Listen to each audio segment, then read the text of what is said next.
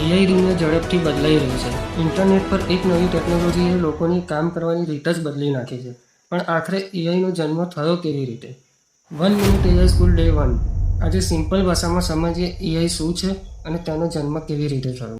AI એટલે artificial intelligence, એટલે કે મશીન્સને પણ માણસની જેવી સમજ આપવી.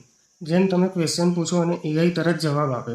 આજનું ચેટ જીપીટી, ઇમેજ જનરેશન હોય કે સેલ્ફ ડ્રાઈવ કાર્સ હોય, આ બધું એઆઈના એક્ઝામ્પલ્સ છે.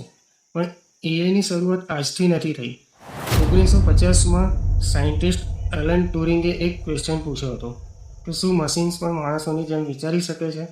અને ત્યાંથી જ એઆઈનો જન્મ શરૂ થયો. આજે એઆઈ ફોટોઝ બનાવી શકે છે, વિડીયો બનાવી શકે છે, તમારો અવાજ કોપી કરી શકે છે અને કોડ પણ લખી શકે છે.